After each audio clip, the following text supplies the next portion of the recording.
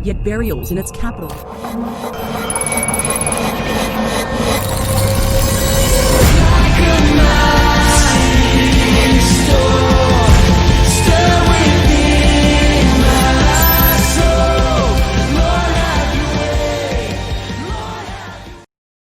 Shalom Bapak Ibu Saudara yang dikasih oleh Tuhan. Kita kembali lagi bisa berjumpa di webinar dekat dengar kata Alkitab pada sesi yang ke-7 dengan tema yang cukup menarik bagi kita semua, hubungan COVID-19 dengan akhir zaman dari sisi Pentakosta. Baik Bapak Ibu Saudara, kita harapkan bersama bahwa kita dari panitia dapat bekerja sama dengan Bapak Ibu Saudara untuk melaksanakan webinar pada sesi yang ke-7 kali ini. Baik, saya akan memperkenalkan pembicara dan juga pemantik kita pada hari ini. Mungkin tim media boleh bantu saya? Baik, pembicara kita tidak asing lagi adalah Bapak Junifrius Gultom, MTH MSI PhD. Baik, latar belakang dari pendidikan Bapak Junifrius Gultom bisa kita saksikan di layar kita masing-masing. S1 di STT Abdiel Ungaran. Yang kedua, Bapak Junifrius Gultom juga menempuh S2 untuk mengambil gelar MTH di ACTS Korea Selatan. Selanjutnya beliau tidak berhenti untuk menempuh pendidikannya, beliau mengambil S2 Magister Psikologi Terapan jurusan Psikologi Intervensi Sosial di Universitas Indonesia. Selanjutnya beliau mengambil S3 PhD in Missiology di Presbyterian University and Theological Seminary Korea Selatan. Baik, status pengkaji Universitas Indonesia adalah sebagai dosen pasca sarjana di STT Battle. Status struktural di STT Battle Indonesia sebagai wakil ketua 4. Soal keaktifan organisasi, Bapak ini cukup aktif. Kita bisa lihat bersama bahwa beliau merupakan anggota dari Komisi Teologi dari PGI, serta beliau adalah chairman atau ketua dari Asosiasi Sarjana Pentakostal Karismatik Indonesia atau yang kita kenal dengan APENKRIS. Baik Bapak Ibu Saudara, demikian profil daripada pembicara kita. Yang kedua, pemantik kita adalah Bapak Yohanes Sirait STH. Beliau merupakan alumni STT Battle Indonesia, jurusan teologi pada tahun 2008. Baik Bapak Ibu Saudara, sebelum kita akan memulai webinar dekat pada hari ini,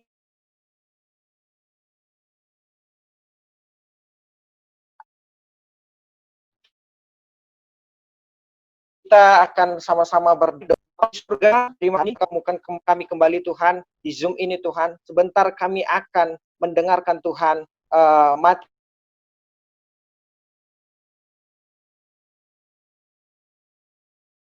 dari pemateri kami Bapak Junifrius. Kami memimpin acara pada hari ini. Bapak, kami berdoa supaya acara webinar dekat pada hari ini dapat berlancar, dapat berjalan dengan baik Tuhan. Bapak, kami berdoa juga buat Indonesia Tuhan. Kami melihat keadaan Indonesia semakin Tuhan, COVID-19 semakin meningkat Tuhan, jumlah korban Tuhan atau orang yang terpapar. Kami berdoa Tuhan supaya Indonesia akan segera pulih Tuhan, baik secara ekonomi, baik secara kesehatan, dan yang lainnya Tuhan. Terima kasih, kami siap untuk memulai webinar dekat kami sesi yang ke-7 ini Tuhan. Kami akan sama-sama mendengarkan materi yang luar biasa pada hari ini. Di dalam nama Tuhan Yesus kami berdoa dan mengucap syukur. Haleluya. Amin. Baik, kepada pemateri Bapak Junifrius Gultom, saya persilakan untuk memaparkan materinya.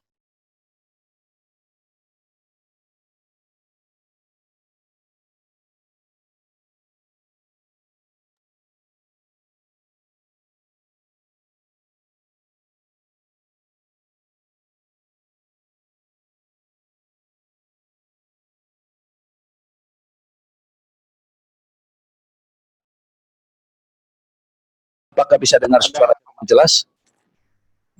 Jelas Pak, silakan Pak. Oke, baik. Pertama-tama,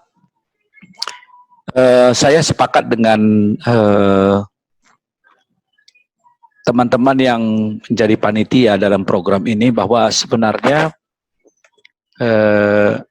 isu COVID-19 ini sudah tanda petik mulai basi, ya, mulai basi dalam pengertian gini. Waktu disusun program ini, Oh ini siapa yang apa ini posting ini? Ya, panitia ya. Oke, jadi waktu disusun program ini jauh-jauh hari ya. Jadi pada waktu itu masih mengemuka isu tentang COVID-19, tetapi belakangan sudah lebih kepada new normal. Artinya sekarang semua sedang memasuki masa di mana ya udahlah gitu ya, udah pasrah tanda petik ya. Walaupun kita melihat adanya satu gejala menaik ya, terutama di daerah-daerah provinsi-provinsi yang belakangan agak melamban untuk tanda petik dikunjungin COVID, tapi ternyata belakangan malah meningkat seperti Jawa Timur misalnya. Jadi akhirnya yang tadinya isunya lockdown, terus kengerian lalu ada PSBB, sekarang sudah kepada isu new normal. Jadi saya mungkin akan sedikit bicara mengenai tentang gejala COVID ini, karena ini sekali lagi sudah harusnya dibahas sebulan 2 bulan yang lalu ya. Tapi nggak apa-apalah. Saya akan lebih banyak nanti mengenai teologi dan akhir zaman ini. Oke, next slide. Nah, bisa di next ya. Kita tahu bahwa ini adalah suatu tragedi kemanusiaan alam yang belum dapat sampai sekarang dikendalikan sampai benar-benar ada virus yang akan menangani masalah ini dengan baik. Dan next slide. Next. Ya, ini saya kira sekali lagi saya katakan tadi bisa saya skip ya, tapi sekedar memberitahu saja inilah asal-usul dari keluarga besar dari sebenarnya COVID-19 ini adalah keluarga besar dari SARS-CoV-2 ya. Dan ini sebenarnya sudah diketahui model virus ini sejak 1960 ya. Jadi sudah cukup lama sehingga munculnya itu dalam rupa-rupa model termasuk juga adalah Ebola, lalu kemudian juga SARS ya, dan yang lain-lain itu banyak sekali yang kita akan bersama-sama lihat nanti bagaimana penjangkitannya. Next.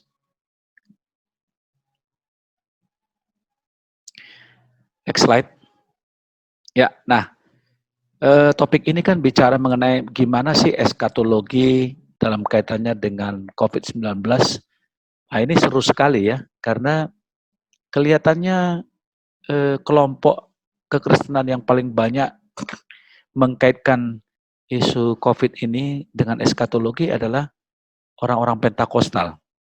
Ya sebagian ada orang-orang Injili juga sih, tapi biasanya kalau kelompok ekumenikal ini hanya mempermudah aja, walaupun GBI atau gereja-gereja aliran Pentakosta juga ada tergabung dalam Injili, PGLI dan PGPI.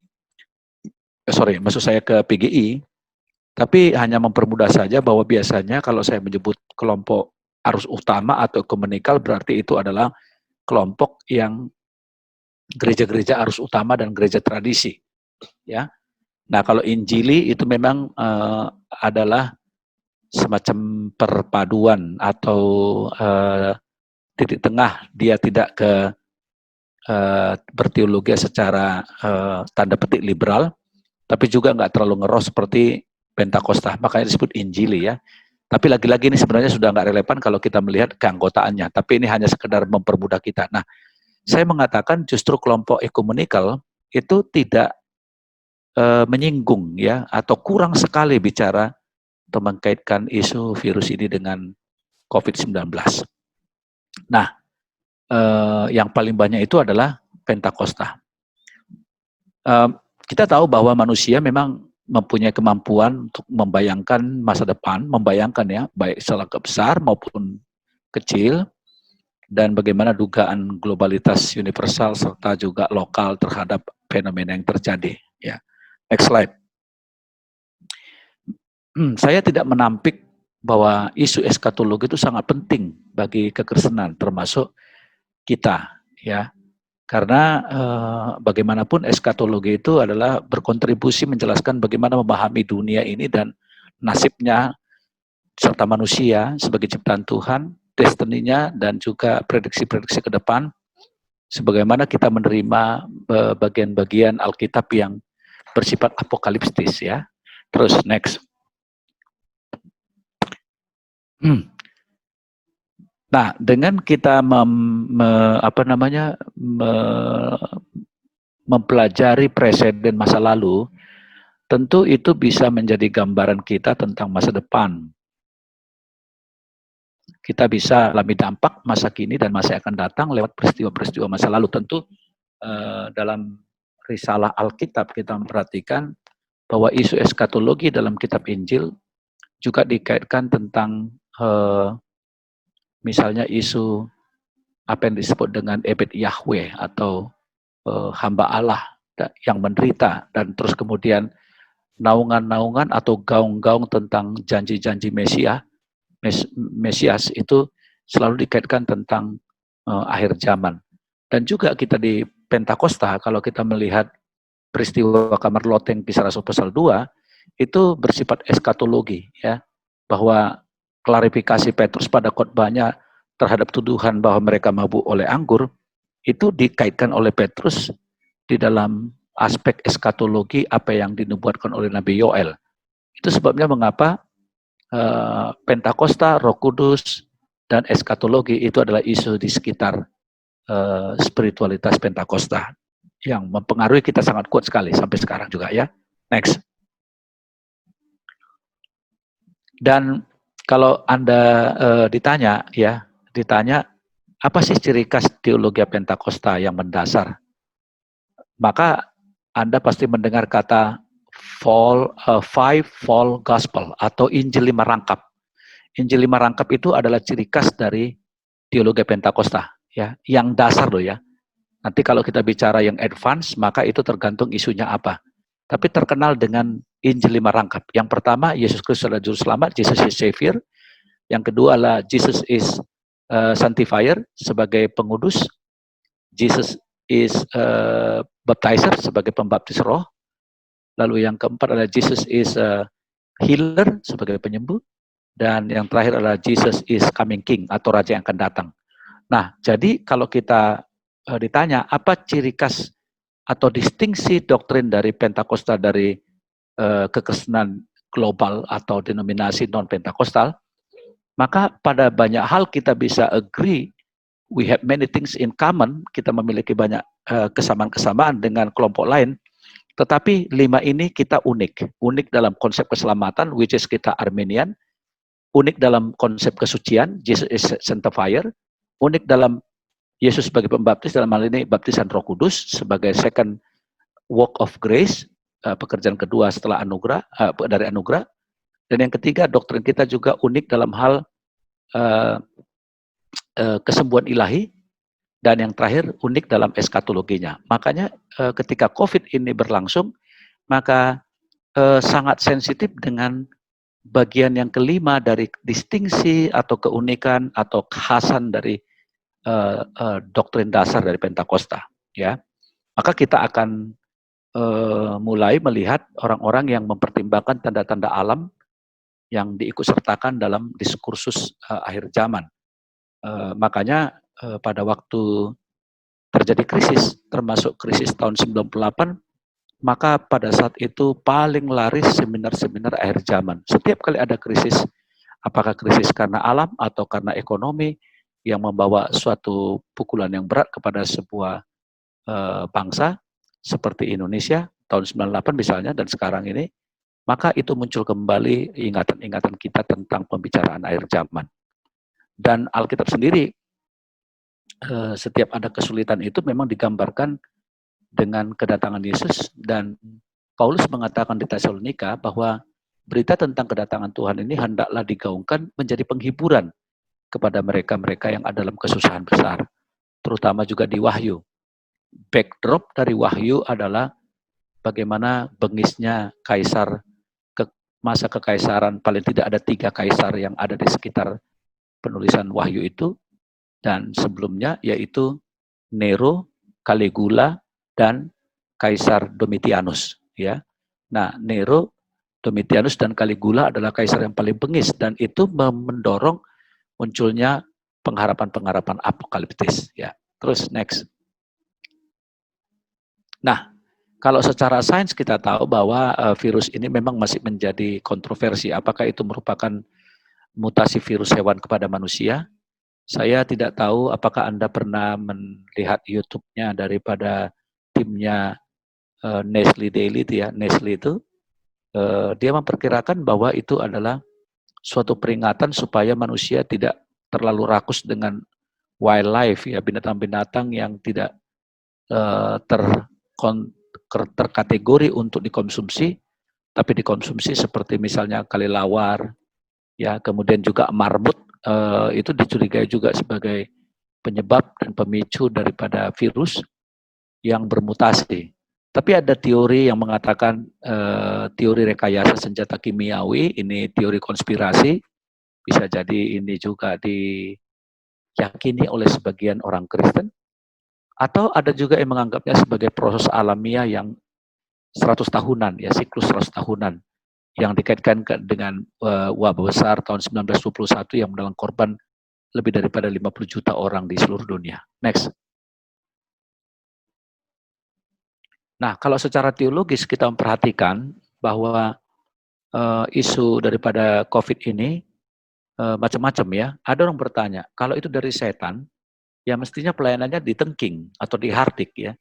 Kalau itu bukan dari setan, lalu gimana doa kita dan bagaimana kita menyikapinya? Kalau saya boleh menginventarisir ya, bahwa sebenarnya COVID-19 ini bisa juga bagian dari yang tak terpisahkan dari keadaan dunia yang memang sudah ada dalam ketidakidealan karena dosa. Sehingga ada penyakit, ada eskalasi kejahatan, dan juga kelemahan serta macam-macam ketidakseimbangan dalam alam. Itu di dalam satu rumusan yang bersifat teologi yang mendasari. Tapi kita juga memperhatikan bahwa ini bukan tidak mungkin adalah kecerobohan manusia yang diizinkan oleh Tuhan. Nah, kata diizinkan ini sendiri menjadi sesuatu yang sangat unik ya. Masa iya Tuhan mengizinkan ya? Untuk apa pula gitu ya, istilah mengizinkan ya? Atau kalau Tuhan mencobai, Tuhan mengizinkan ya, atau Tuhan membiarkan, apapun namanya, bahwa yang nyatanya kita melihat bahwa pertanyaannya seringkali bertanya, apakah ini dari Tuhan? Ya, kalau saya mengatakan, kalau kita mengatakan wabah ini dari Tuhan, maka itu akan digempur oleh orang-orang, dibully orang Kristen, ya, seakan-akan Tuhan itu jahat. Tapi kalau nggak dikatakan dari Tuhan pun, nyatanya dalam Alkitab seringkali Tuhan dipotret sebagai pribadi yang bisa murka dan menumpahkan murka itu di dalam hal bentuknya wabah penyakit. Ya, di dalam tataran teologis kita bisa saja dalam secara internal mengatakan bukan tidak mungkin ini hukuman Tuhan, tapi secara eksternal kita tidak berani mengatakan itu karena kita mempunyai tanggung jawab masyarakat yang bisa membuli kita kalau kita mengatakan itu 100% dari Tuhan. Nah, kalau itu dari Tuhan, lalu yang disasar siapa? Mestinya orang-orang yang sombong atau orang-orang ateis ya. Kenapa orang-orang baik juga harus menjadi sasaran gitu. Next. Kemudian ada pertanyaan yang sangat lazim diajukan. Kalau Tuhan itu ada, lalu kenapa dibiarkan ini terjadi? Di mana Allah dalam situasi seperti ini? Dan bagaimana kita merespon? Kan gitu. Ya, saya kira salah satu pertanyaan orang-orang ateis yang seringkali mengolok-olok agama adalah, di mana Tuhan? Ya, kalau memang Tuhan itu maha kuasa, kenapa dia tidak lenyapkan saja penyakit? Kalau Tuhan itu maha kasih, maka dia tidak akan mungkin membiarkan orang-orang yang tanda petik tidak berdosa harus mati dengan COVID ini misalnya. Ya, next.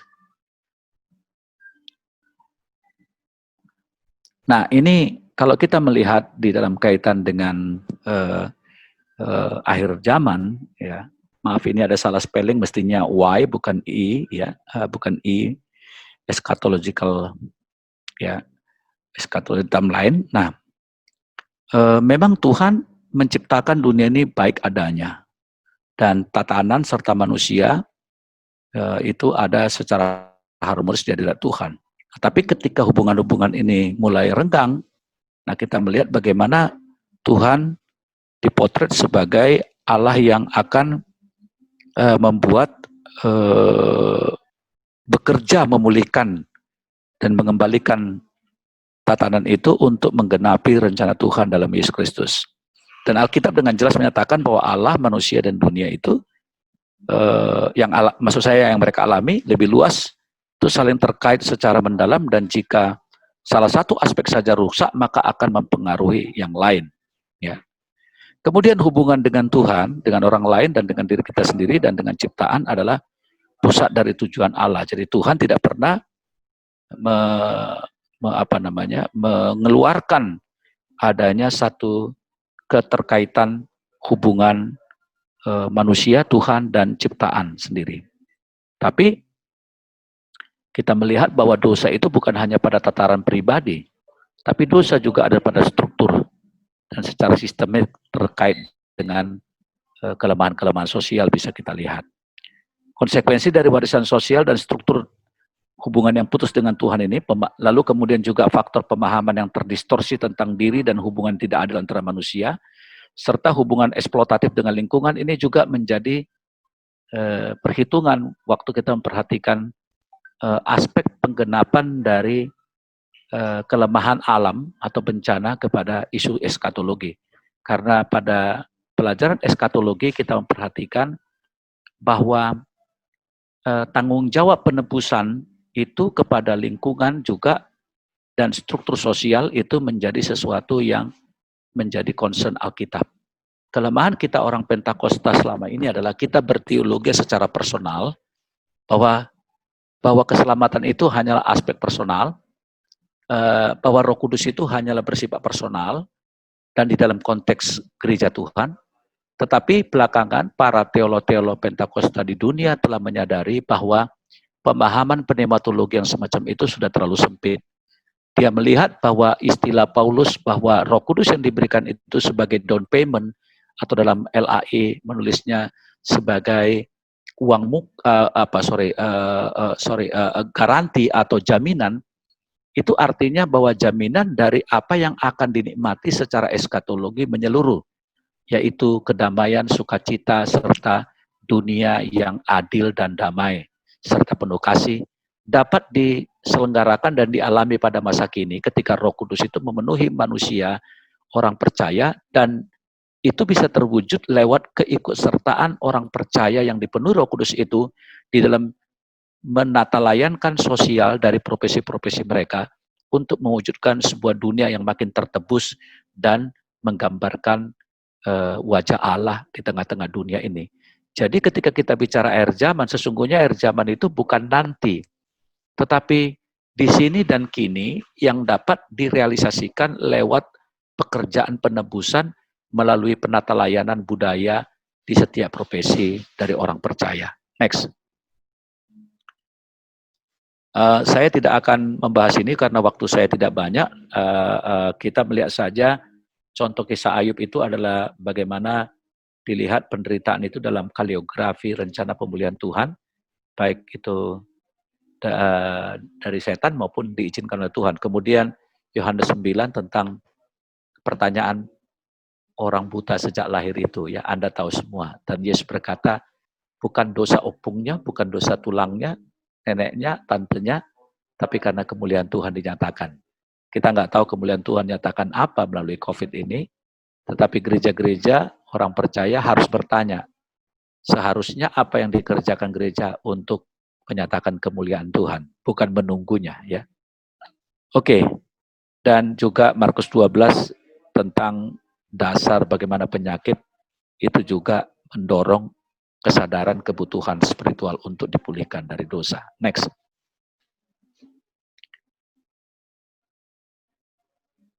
Ya, jadi sekarang kita akan mengatakan bahwa COVID-19 ini bukanlah momentum untuk penghakiman kepada orang lain, ya. Tidak tepatlah untuk menstigmatisasi dan menolak keterlibatan dalam dinamika semesta. Jadi artinya kita tidak bisa mengatakan bahwa apa yang dialami oleh orang-orang ini kita stigmatisasi, ya, dan kemudian kita menganggap bahwa Allah kurang mengasihi mereka, serta juga sikap-sikap yang menolak bahwa Allah tidak perlu terlibat dalam dinamika semesta. Kita tahu bahwa Allah dalam kendali sejarah, sehingga bagi orang percaya kita melihat apa yang terjadi sekarang adalah tidak luput dari kendali Allah, sebab Dia yang punya dunia ini. Terus, ya, jadi hal penting ketika pernyataan eskatologi dihasilkan, maka itu akan melibatkan pandangan kita dan keyakinan kita terhadap dunia. Kalau kita tidak melibatkan itu, artinya gini, kita harus tahu bahwa seluruh perjalanan iman orang percaya dari dulu sampai sekarang serta akan datang ada di dalam drama ilahi. Tahapan-tahapan drama ilahi itu seringkali dipotret dalam Alkitab di dalam tahapan-tahapan perjalanan umatnya, dan itu masih berlangsung sampai sekarang. Nah, kalau kita adalah bagian dari tradisi pendakuan narasi Allah pada masa Alkitab itu juga adalah Roh Kudus yang sama yang hadir dalam komunitas orang percaya, maka apa yang terjadi di dalam kehidupan sekarang adalah bagian dari cerita di dalam tahapan ilahi menuju konsumasi atau menuju penggenapan dari rencana Tuhan. Dan ini bukan hanya bersifat spiritual kita, tapi juga merupakan aspek kognisi terhadap Tuhan dan dunia. Pemahaman kita juga dilibatkan di dalamnya, bukan sekedar perasaan. Ya. Dan kita membutuhkan tentunya pernyataan teologis yang tergenapi memiliki multi efek, baik itu bersifat personal maupun masyarakat. Dan terus terang saja ini kita masih membutuhkan penjelasan-penjelasan lanjutan seperti apa, ya,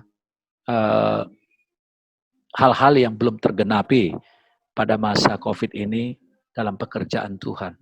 Makanya sebagai pemimpin kita harus selalu bertanya, apa pekerjaan Tuhan di masa mendatang untuk gerejamu? Pada kenyataannya sekarang gereja-gereja mulai berbicara tentang new normal, termasuk juga new normal di dalamnya adalah redefinisi dan aktualisasi serta praktek bergereja. Kita dulu sangat alergi untuk berbicara tentang perjamuan kudus jarak jauh. Kita sangat alergi untuk berbicara gereja online. Tapi dengan keadaan ini kita didesak untuk bertanya, apakah absah untuk melayangkan sebuah pemahaman bergereja yang mendefinisikan ruang sebagai yang tidak harus dimaknai kontak fisik secara langsung misalnya, ya, walaupun itu sampai sekarang masih wacana, ya. Oke, next. Oke, ini adalah multi efeknya. Jadi virus ini dan memasuki new normal ini akan berdimensi baik itu kepada ilmu pengetahuan, ya, baik itu juga kepada antar denominasi dan antar agama, ya, itu semua akan menjadi terdampak. Jadi percakapan itu juga ada di ilmu pengetahuan, percakapan itu juga di denominasi, percakapan juga di antar agama soal hari ini, ya. Oke. Nah, di sini jika tidak tergenapi, kira-kira apa triggernya bagi iman jemaat? Ya, apakah COVID ini mendorong gereja-gereja kepada penggenapan kedatangan Tuhan? Ada juga yang percaya, tapi kalau tidak tergenapi gimana? Ya. Nah, makanya ketika ada orang berani memprediksi, ya, dengan ilmu cocokologinya, ya, itu menjadi timbul karena sosial menagih penjelasan lebih lanjut dari pihak Kristen. Ya, saya baru baca tadi dalam persiapan saya pada siang hari tentang saya ketik Pentecostal, ya, respon to COVID-19 gitu ya. Nah, ternyata yang paling banyak problem itu dan yang paling berani itu adalah Pentakosta yang ada di Afrika, yang sampai berani, ya, melakukan klaim-klaim, ya. Lalu mereka mengatakan bahwa anak-anak Tuhan tidak akan pernah terdampak. Oleh karena itu kita jangan mau ditutup gereja kita secara fisik itu. Nah, itu ada banyak kasus-kasus kalau kita temukan di kekristenan Pentakosta di Afrika. Ya. Nah, kalau itu masih kita belum bisa menebak, tentu seperti saya katakan, kita perlu membutuhkan formula sikap iman dan sikap sehari yang beragam terhadap pandemi 19 ini. Next. Moderator, apakah saya atau hostnya, apakah saya sudah lewat waktunya 30 menit? Belum Pak, masih ada waktu Pak. Oke. Nah, jadi kalau kita melihat korelasi eskatologisnya ya di dalam topik ini, maka dalam struktur ini kita bisa mendapat ringkasannya bagaimana kita memperhatikan isu ini. Yang pertama kita melihat bagaimana penyakit dan malapetaka bukanlah tujuan dari rencana Allah dari semula. Itu harus pasti. Ya. Lalu misi Allah adalah untuk menebus dan memulihkan seluruh ciptaan, gereja, dan sebagai tubuh Kristus. Jadi setiap kali ada bencana, apakah itu pandemik, kita harus memperhatikan bahwa Allah masih dalam kendali dalam pekerjaan pemulihannya bagi dunia ini. Jadi karena pandangan kita yang bersifat lebih universal terhadap rencana Allah pada masa mendatang, membuka kemungkinan peluang tentang apa yang disebut dengan visi keutuhan ciptaan. Nah, seringkali kita orang Pentakosta dan Injili bicara misi itu hanya bicara mengenai amanat agung, yaitu apa? Menjadikan semua bangsa menjadi muridku. Teman-teman kita yang ada di ecumenical movement atau gerakan okumenis gereja Arus Utama bukan di situ, tetapi konsep keutuhan ciptaan, di mana misi Tuhan kepada dunia ini adalah bukan sekedar winning soul, bukan sekedar membuka-buka gereja, memenangkan jiwa, tapi juga ada visi yang bersifat ekologis, keutuhan ciptaan. Maka kita melihat bahwa kalau virus ini terjadi, kira-kira di mana Allah untuk misi keutuhan ciptaan itu, which is itu selalu didengungkan bahwa Allah sampai sekarang ikut memulihkan. Oleh karena itu, daripada kita sibuk memikirkan tentang prediksi-prediksi tentang teori konspirasi lah namanya, mending kita melakukan tindakan-tindakan penebusan untuk dalam bentuk kasih dan perbuatan nyata sebagai keutamaan untuk mewujudkan cara kerja Allah di dalam misi yang bersifat holistik itu, pemulihan ciptaan. Ya, misi holistik ini menyeluruh, ya, bagaimana penebusan di bidang ekonomi, emosi, fisik, ekologis, dan seterusnya. Next.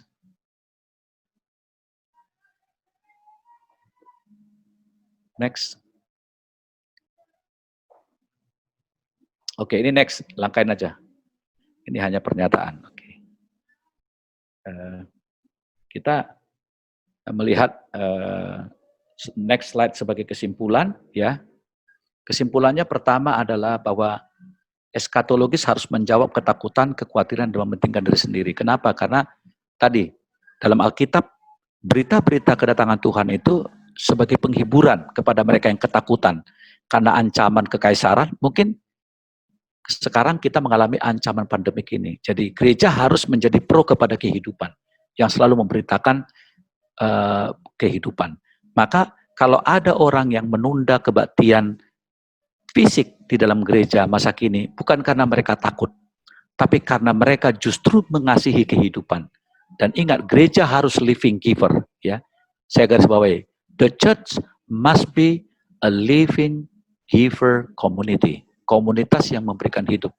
Komunitas yang pro kehidupan, bukan komunitas yang threaten the life, mengancam kehidupan.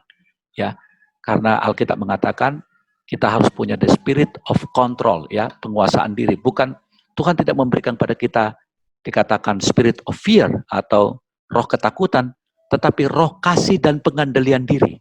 Nah, ayat itu sangat relevan sekali. Ketika kita bicara eskatologi, maka kita harus melestarikan keyakinan bahwa Tuhan adalah pemulih kehidupan dan gereja adalah bagian dari cara Tuhan untuk memulihkan. Ketika kesimpulan eskatologis harus berdasarkan pada visi masa depan yang kita lihat dalam Wahyu 21 dan 22 tentang masa ketika Allah akan tinggal sepenuhnya bersama kita di langit dan bumi yang telah diubah. Maka tidak akan ada lagi penderitaan, penyakit atau kematian, dan dunia alami yang lebih luas akan berkembang bersama kita.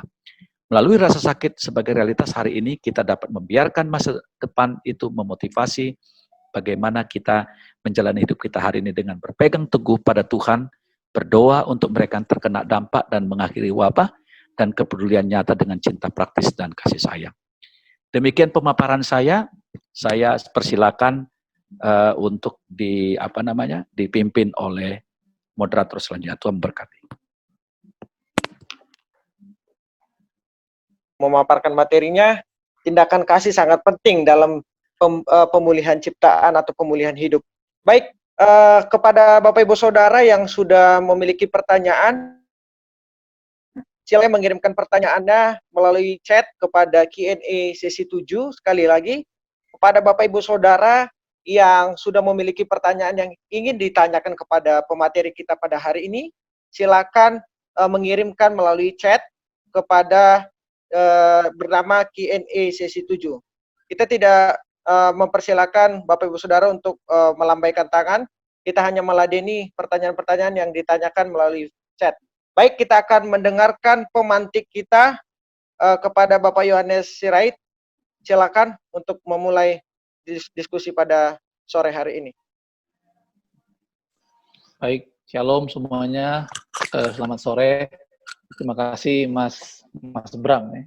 Napitupulu panggilnya Bang berarti ya, bukan Mas ya. Menarik sekali paparan yang disampaikan Pak Junifrius Gultom. Memang betul temanya ini diberikan beberapa waktu lalu ya, kayaknya 2 bulan lebih yang lalu. Secara keaktualan memang sudah tidak bicara ke sana lagi, tapi cukup menarik bahwa ketika COVID ini mulai muncul, pertanyaan ini mengemuka ya. Apakah ini tanda-tanda akhir zaman? Demikian mungkin saya bisa memaknai judulnya secara sederhana, yaitu hubungan COVID dan akhir zaman dari sisi Pentakosta. Dalam bahasa awamnya, COVID ini tanda akhir zaman apa enggak, begitu ya, dari sisi Pentakosta. Lalu tadi disinggung sama Pak Junifrius, jadi perdebatan juga di awal-awal, COVID ini kutuk atau apa nih ya? Ini langkah Tuhan mengutuk atau bagaimana? Nah, dan kita diminta mengamati dari sisi Pentakosta. Dan tadi sudah dipaparkan oleh Pak Junifrius 5 hal tadi ya, yang kita sebagai orang Pentakosta pasti sudah tahu, yang Savior, Sanctifier, Healer, Baptizer, the soon coming King ya. Dan itu semua kan bicara Kristosentrik, 5 aspek itu. Dan dari situlah biasanya orang-orang bicara soal eskatologi Pentakosta. Mungkin satu hal yang belum disinggung tadi, bahwa kalau kita bicara eskatologis dan Pentakosta, ada satu istilah yang sering digunakan, yaitu hujan akhir ya, the latter rain, yang oleh kalangan Kristen dianggap bahwa pandangan eskatologis Pentakosta itu banyak mengambil dari situ, bahwa tanda-tanda hujan akhir inilah akhir zaman ya, karena tadi Roh Kudus segala macam, dan semua diamati dari aspek itu. Nah, sebelum masuk ke Pentakosta, saya berpikir membandingkan dengan beberapa yang lain ya. Saya ambil dari Timur Tengah. Itu Imad Syahadah, itu Presiden Jordan Evangelical Theological Seminary, bilang bahwa eskatologis itu penting ya. Mereka cukup memberi perhatian kepada nubuatan, lalu merefleksikannya kepada tanda-tanda zaman sekarang. Dan dia sampai menulis 4 series ya soal itu, karena dia merasa Katolik tradisional dan Ortodoks itu memberi perhatian kurang kepada sisi eskatologis. Nah, terhadap COVID ini sendiri kan paling tidak kita bisa melihat apakah ini kutukan ataukah ini hanya peristiwa biasa saja. Nah, mereka berpandangan bahwa ini harus diteliti, harus bisa dilihat, karena paling tidak dia berpandangan kesusahan ini paling tidak pasti punya kemiripan dengan peristiwa yang jauh lebih parah di masa kesusahan yang akan datang. Menurut mereka penting untuk mempelajari ini ya, karena semakin banyak kita bisa melihat tanda-tanda yang terjadi di dunia, kita bisa melihat tanda-tanda zaman. Seperti seorang dokter yang akan tahu bagaimana cara mengobati luka dibanding orang awam. Nah, memang kalangan Protestan, Katolik yang umum merasa tidak, enggak, itu bisa dilihat, tapi dia bilang begini, contohnya misalnya di Near East School of Theology ya, di Timur Tengah juga, di Beirut, George Sabra, presidennya, bilang begini, setiap kali ada perang dan wabah penyakit dalam sejarah, beberapa orang telah menyatakan akhir atau menyembuhkan diri. dengan pertanyaan, inikah tanda-tanda akhir zaman? Dia memberi poin kesimpulan, kita seharusnya tidak membuang waktu untuk melakukan hal yang sama, tapi tunjukkan kasih dan belas kasihan Tuhan terhadap penderitaan. Nah, ini pandangan mereka. Nah, Pentakosta ini bagaimana? Saya melihat Pentakosta seperti yang disampaikan Pak Junifrius lebih kepada tanda-tanda zaman itu harus dibaca. Ya, tanda-tanda zaman harus dibaca, dan memang kalau kita lihat media sosial yang paling banyak diserang kita kaum Pentakosta nih ketika COVID ini muncul ya. Sampai ada yang bikin kaos diam dan tenanglah, ada yang bikin kok nggak bikin kesembuhan segala macam ya. Nah, dan saya pikir apakah itu salah kalau kita bicara diskursus teologi Pentakosta? Nah, mungkin ini nanti mungkin Pak Junifrius bisa jawab. Tadi kesimpulannya saya setuju bahwa tindakan segala macam, tapi secara diskursus teologi Pentakosta, betul bahwa kita perlu melakukan tindakan aksi nyata. Dan kalau kita bicara kalangan Pentakosta, saya pikir gereja kita melakukannya ya, GBI melakukannya, baik secara sinode maupun lokal kita memberikan perhatian. Tapi mempertanyakan ini, apakah penting dilakukan untuk membaca tanda zaman? Walaupun memang kalau kita merujuk di Matius 24 ketika Yesus sendiri bilang bahwa memang dunia akan begitu ketika ada deru perang, kelaparan, segala macam, orang akan bertanya-tanya, inikah tandanya? Ya, Yesus bilang, ya belum, itu belum kesudahannya, segala macam. Itu baru awal. Tapi artinya kan membaca tanda-tanda itu salah satu ciri khas Pentakosta. Nah, dengan banyaknya kita, terutama kalangan yang baru ini yang tadi Pak Junifrius bilang, kalau dilihat memang benar di Afrika yang paling berani menyatakan pandangannya secara ekstrim terhadap COVID ini. Beberapa gereja juga ada di Amerika yang cukup berani yang ngomong bahwa nggak apa-apa, nggak perlu berhenti ibadah, bisa terus ibadah. Minggu depannya pendetanya sendiri kena COVID gitu kan. Ada. Nah, ini ciri khas Pentakosta ini apakah mengalami perubahan dengan perkembangan seperti ini? Ya, terutama di kita di Indonesia, apakah teologianya makin satu warna ya, mirip ke Protestan, yang lain-lain tadi yang Pak Yusuf bilang ekumenikal ya, kita garis besarkan ke situ saja. Apakah tidak ada lagi ciri khas Pentakosta di situ? Apakah itu keliru gitu ya? Dan bagaimana teologi Pentakosta ke depan dengan kondisi yang terjadi ini? Ya, bahwa semakin takut orang untuk memprediksi sesuatu ya. Karena kan misalnya begini Pak ya, sekarang kita bicara misalnya di normal tadi seperti disampaikan, gereja sekarang hampir semuanya sudah ada yang mulai ibadah, tapi belum. Tapi kalau kita melihat lagi beberapa bulan sebelumnya, ketika pemerintah belum melarang, ini kan sudah jadi perdebatan tersendiri juga di gereja nih ya, bahwa satu bilang itu penakut, gitu ya, nggak berani ibadah. Yang satu bilang itu nggak berhikmat, ya. Walaupun ada juga mungkin orang yang memang takut tapi ngakunya berhikmat. Atau ada juga yang bodoh tapi ngakunya beriman gitu kan. Tapi ini kan garisnya nih makin tipis ya, makin tipis. Nah, memang sekarang terjustifikasi dengan keputusan pemerintah. Tapi kan sekarang sudah era new normal, kita singgung sedikit ke sana bahwa sebagian sudah ibadah. Kalau kita lihat di media sosial beberapa gereja sudah ibadah. Memang gereja saya sendiri terus terang tempat kami beribadah melayani belum beribadah. Artinya kita tunggu aja sampai waktu yang terbaik. Nah, ini akan bagaimana teologi Pentakosta ke depan setelah COVID ini? Saya justru melihatnya ke sana ya. Dengan yang lalu kita diserang soal kesembuhan, semua segala macam, dan itu tadi poin-poin dasar, akan bagaimana teologi Pentakosta ini ke depan secara teologi. Nah, saya nggak tahu dia bisa masuk apa nggak, menyinggung sedikit tadi soal gereja. Ya, Bapak bilang bahwa ini new normal segala macam. Gereja Pentakosta sekarang termasuk mega church nih. Nah, ke depan sampai antivirus belum ditemukan, orang akan sedikit takut masuk ke dalam kerumunan ya. Kerumunan beribadah. Ini bagaimana juga masa depan gereja Pentakosta. Saya tahu gereja Pentakosta besar-besar, banyak bangunannya luar biasa. Tapi ke depan orang akan makin takut juga beribadah ya. Itu bagaimana? Apakah mega church kita juga diambang akhirnya eskatologis bagi gereja-gereja mega church atau bagaimana? Nah, yang terakhir, sederhananya Pak, ini pertanyaan banyak orang. Dari sisi Pentakosta, apakah COVID ini tanda akhir zaman? Saya pikir itu pertanyaan sederhana dari judulnya ini. Dan ini yang mungkin perlu kita jawab. Dari sisi Pentakosta, kalau kita bisa, ini tanda akhir zaman nggak sih? Gitu. Apakah ini sebagai wabah biasa saja? Karena kalau kita lihat Pentakosta kan baru dimulai tahun 1901, Parham 1906. Sehingga kita tidak punya panduan sejarah kalau saya lihat ya kan, kalau misalnya Protestanisme punya bagaimana Luther ketika zaman wabah ya, lalu mereka punya panduan sejarah. Nah kita, saya lihat virus wabah-wabah yang besar di dunia itu cuma ada flu Spanyol, lalu ada tidak banyak ya, mungkin flu Spanyol yang paling besar di 100 tahun terakhir di mana Pentakosta mulai ada, sehingga panduan dari tokoh-tokoh Pentakosta kita juga belum ada. Saya pikir itu saja mungkin pengantar dari saya untuk bisa didalami, nanti bisa ditambahkan dengan yang lain. Terima kasih. Ya, apakah saya tanggapin? Saya jawab langsung? Langsung ya? Ya, oke.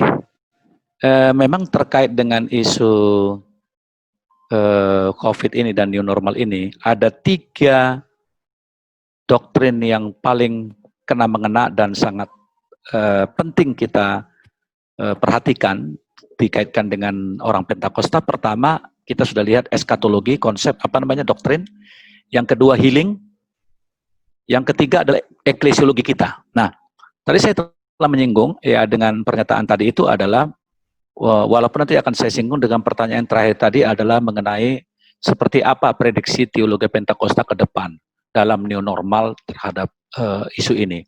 Apakah ini tanda akhir zaman juga, itu pertanyaan kan.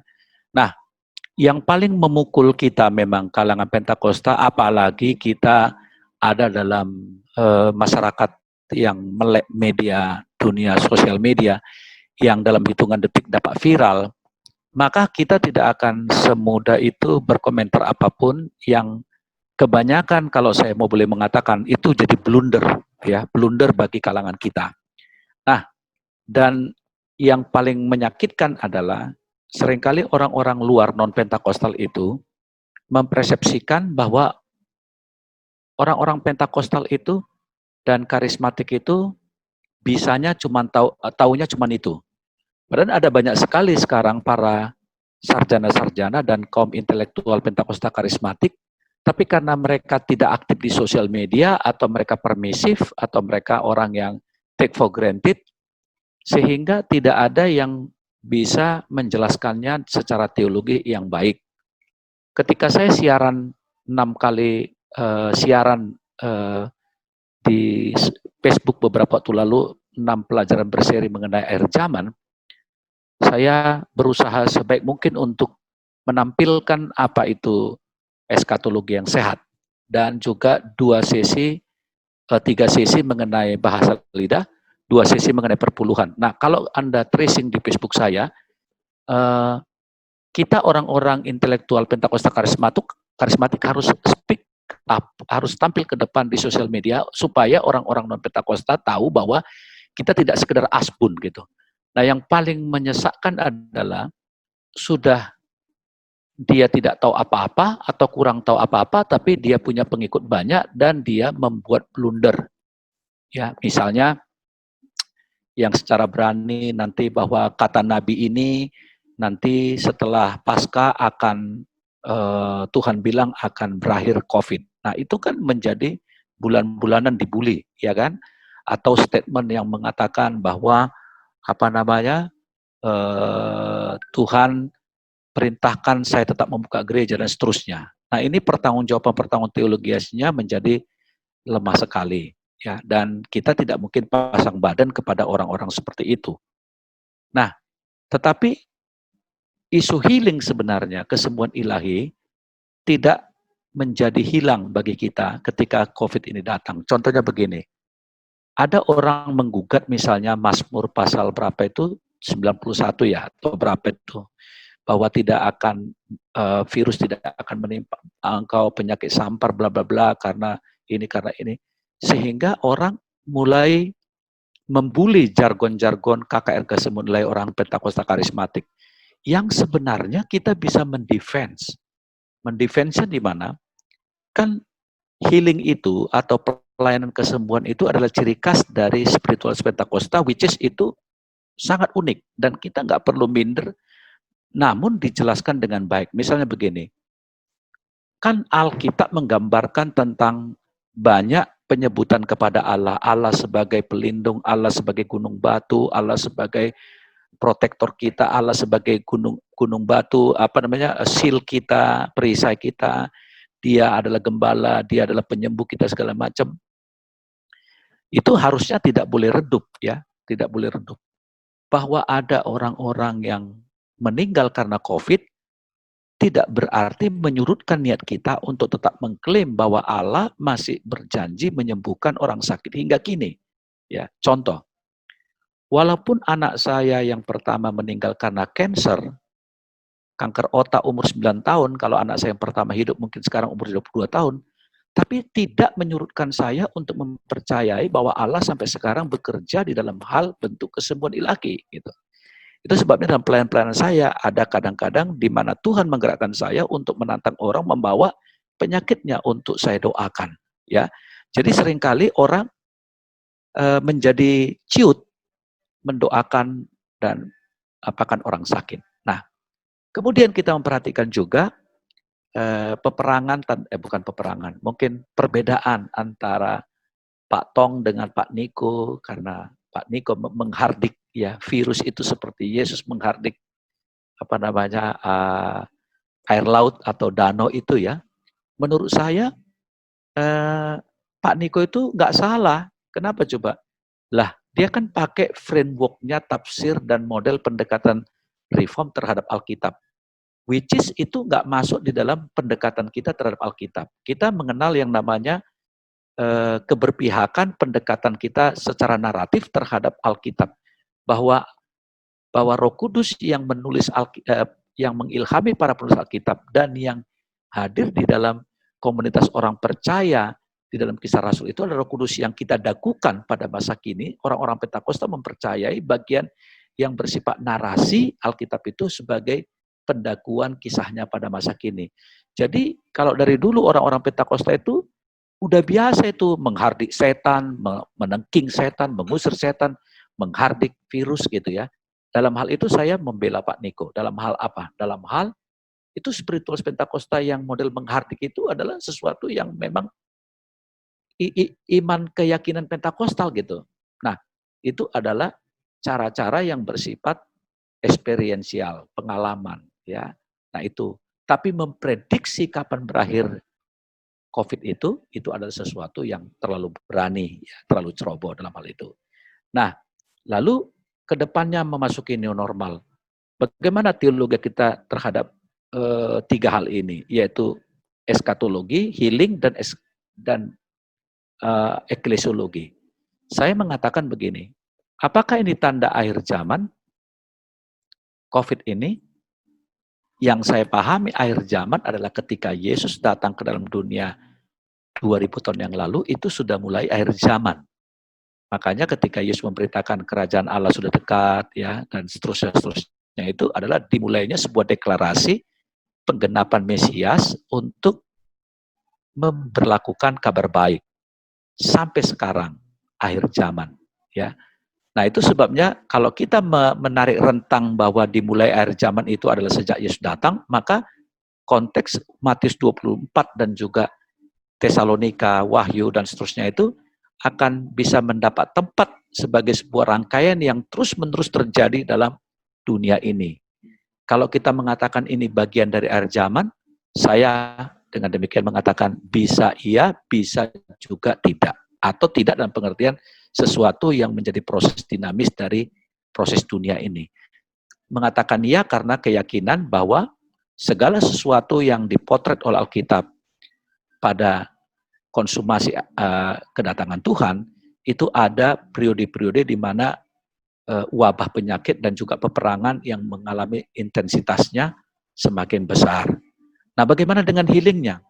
Memasuki new normal ini, healing jangan hilang dari gereja. Orang-orang Pentakosta karismatik harus punya confidence akan keyakinannya bahwa Yesus adalah sumber kesembuhan.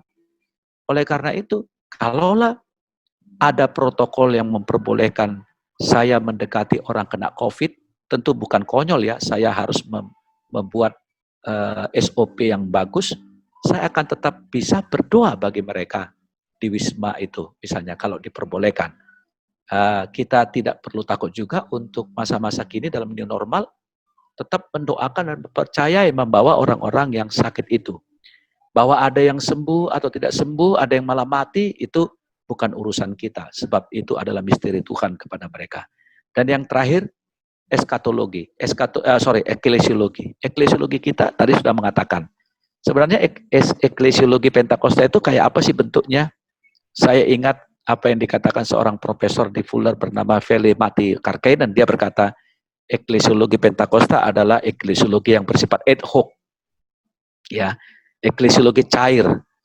Ya, karena memang dari dulu kita orang-orang Pentakosta disebut movement ketimbang gereja secara kelembagaan. Itu sebabnya mengapa pandangan kita mengenai gereja bersifat low view of church.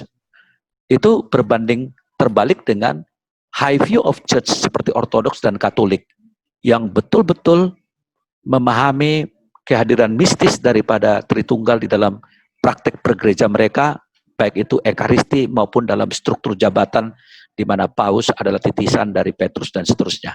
Nah, kita memperhatikan di sini orang Pentakosta tidak. Dia lebih bersifat eklesiologi cair dan bersifat ad hoc, maka kita lebih mudah menyesuaikan diri pada masa kini ketimbang orang-orang yang non-Pentakostal itu. Yang kedua, eklesiologi Pentakosta itu adalah eklesiologi perjumpaan, di mana kita melihat bahwa karena spiritualitas kita adalah perjumpaan, encounter dengan Tuhan, maka menjadi tidak susah bagi kita untuk merumahkan orang-orang secara online beribadah kepada Tuhan. Sementara di Katolik dan juga di Protestan itu mereka begitu intens bergumul soal itu. Kalau kita switch itu gampang sekali. Dan yang ketiga, eklesiologi kita adalah eklesiologi yang bersifat kaum awam, ya kan? Kita mentakbiskan kaum awam untuk melayani, itu spiritnya menjadi klop dengan kemauan dan ketidakpersoalan kita untuk mengizinkan orang-orang awam melayankan perjamuan kudus di rumah mereka masing-masing. Karena sejak semula gerakan kaum awam itu adalah gerakan yang paling menonjol di kalangan Pentakosta karismatik. Ya, bahkan kalau saya boleh mengatakan terlebih khusus karismatiknya, karena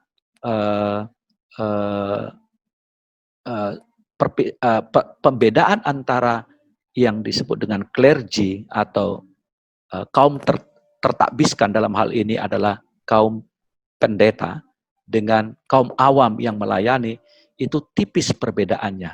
Sehingga kita tidak mempersoalkan kalau pelayanan-pelayanan itu dapat dilayankan oleh orang-orang yang awam sakramen. Yang masih mengganjel bagi kita adalah apakah kita mengizinkan gereja yang fully online. Ketika saya tanya Pendeta Rubin Adi sebagai Ketua Sinode, kalau ada orang datang, orang GBI berkata, Pak, saya akan memulai gereja yang fully online, kira-kira bolehkah saya memakai nama GBI? Jawabnya, Pak Rubin, tidak boleh. Kalau kamu mau buat itu, sebutlah ministry. Tapi bagi saya pribadi, meskipun secara sinode dan kegerejaan saya harus takluk kepada aturan main bergereja, dan saya tidak akan mungkin mengatakan dan melawan itu keputusan itu karena saya adalah bagian daripada penyusun daripada respon teologi GBI, tapi secara diskursus saya boleh mengatakan ini as a matter of time. Jangan tanya mereka usia 40 tahun ke atas, coba tanyalah anak-anakmu atau adikmu yang umurnya 11, umur 15, mereka akan berkata bahwa mereka sudah hidup di dalam dunia maya yang fully tidak terlalu mempersoalkan yang namanya kebutuhan berinteraksi secara fisik. Ya, jadi ini masalah waktu saja. Kalau bagi saya, isu yang paling krusial dalam bergereja adalah bukan misinya. Kalau misi jauh lebih siap untuk go digital atau go virtual. Apalagi pendalaman Alkitab, pemuritan, nggak masalah. Isu yang paling tersisa adalah masalah koinonia. Apakah dapat persekutuan yang sama sekali tidak harus bertemu secara fisik dibenarkan, dan pelayanan sakramen, baptisan, dan kematian. Nah, isu ini yang menjadi masih mengganjel ya ketika kita bicara fully online tersebut. Tapi ini as a matter of time. Saya percaya mungkin 30-50 tahun mendatang ini akan di-challenge. Bagi saya begini, belum ada penelitian sampai sekarang yang membuktikan bahwa mereka yang 6 bulan ini bergereja secara daring menjadi kurang rohani atau menjadi kurang akses untuk mendapatkan pelajaran dan pemuritan ketimbang mereka yang dulu sebelum pandemik. Jadi harus ada pembuktian secara riset, oh ternyata lihat nih, mereka-mereka yang fully daring atau online ini ternyata mereka lebih terlantar kerohanian mereka menjadi lebih duniawi, mereka menjadi kurang tergembalakan, mereka kurang mendapat akses pelajaran Alkitab. Nah, kalau itu bisa dibuktikan, maka kita akan menolak sepenuh-penuhnya gereja online ini. Tapi kalau ternyata mereka mengatakan tidak ada masalah, ya, nah ini menjadi PR kita dalam bergereja, ya, terutama kalangan Pentakosta. Terima kasih.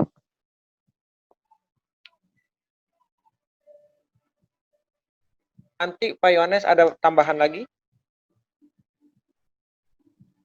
Saya pikir nanti aja sekali lagi kita buka. Kalau ada pertanyaan lain, bisa pertanyaan. Oke. Siap Pak. Kita akan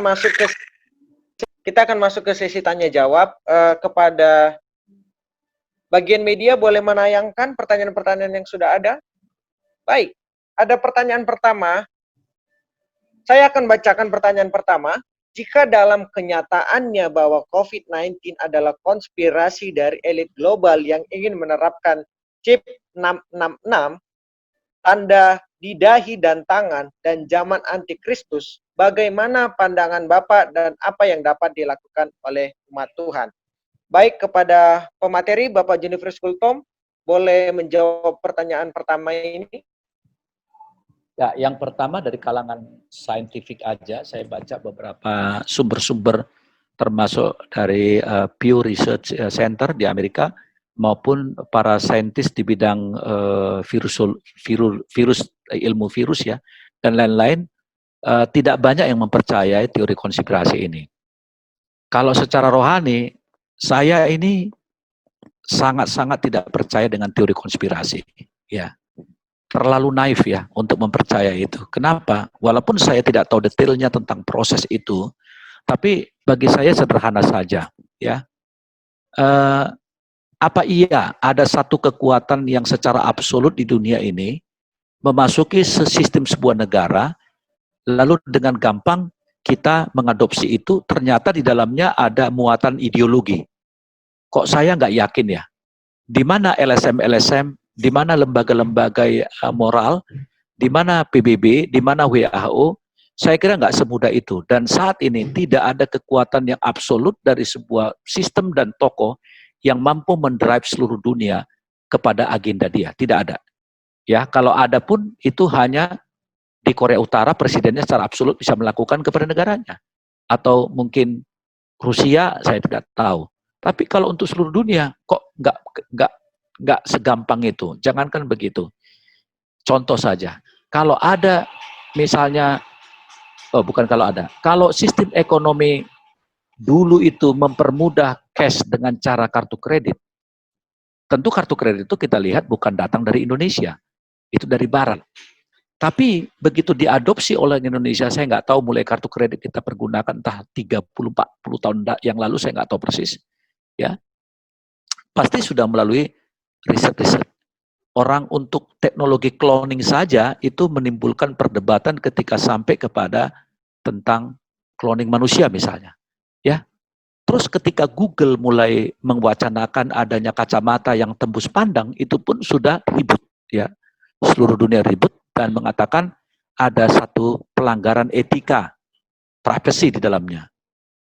Apa iya kok ada kekuatan Bill Gates atau katakanlah orang tertentu yang menciptakan virus dengan lalu kemudian ini obatnya nih, dengan kamu pakai chip ini maka nanti kamu akan bisa sembuh dari ini, tanpa diekspos ke publik apa kandungan chip itu dan bagaimana pertanggungjawabannya secara saintifik dan estetika, etika, dan juga teologis tentunya. Jadi saya agak sedikit meragukan hubungannya antara teori konspirasi elit global. Elit global ini siapa? siapa? Saya kira nggak semudah itu ya kita menerapkan seperti itu ya. Nah, maka pandangan saya adalah just relax saja gitu, nggak usah terlalu panik ya, let's see gitu ya. Nah, dan juga istilah 66 ini, chip 66 ini pun ya, ya nggak tahu ya, saya bukan ahli biblika ya, tapi kalau di dalam kelompok-kelompok penafsir wahyu sendiri kan ada yang preteris, ada yang futuris, ada yang historis kan, masing-masing melihat ini. Tapi saya adalah pihak yang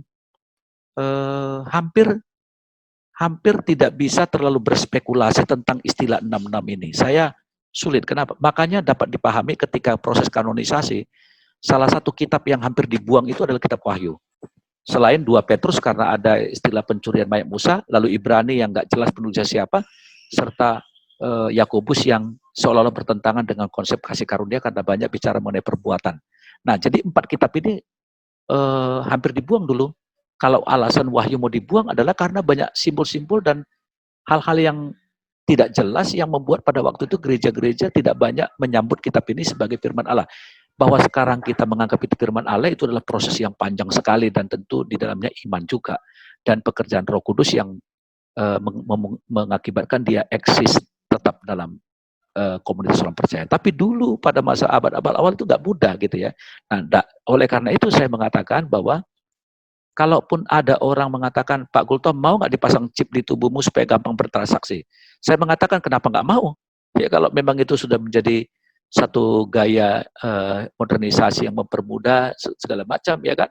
Tapi saya yakin pihak yang berotoritas di negara ini, di tiap-tiap negara, pasti tidak semudah itu diinfiltrasi oleh sistem ekonomi yang tanpa melalui studi kelayakan, penyelidikan, dan seterusnya. Jadi bagi saya kesimpulannya adalah itu. Saya tidak akan terlalu gampang GR, panik, dan segala macam.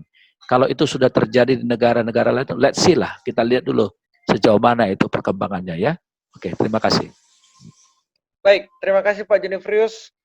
Bapak meragukan teori konspirasi, just relax saja, jangan terlalu panik. Baik, kita akan dengarkan bagaimana tanggapan pemantik atau pemantik meresponi pertanyaan pertama. Silakan kepada Bapak Yohanes, bagaimana tanggapan Bapak mengenai teori konspirasi yang sedang beredar di dunia saat ini? Kalau ditanya COVID ini bagian dari konspirasi, saya tidak percaya, ya tidak percaya karena di tengah sekarang ini zaman post-truth, informasi banjir begini, lalu kalau kita lihat tatanan geopolitik dunia rasanya tidak. Tapi kalau konspirasi saya percaya nggak. Saya termasuk orang yang percaya teori konspirasi. Tapi kalau COVID ini bagian dari konspirasi saya nggak percaya. Ya karena dari banyak pelajaran penelitian yang saya lakukan, misalnya kalau kita bicara negara lah Amerika ya, sulit tidak mempercayai konspirasi kalau kita bicara tentang Amerika.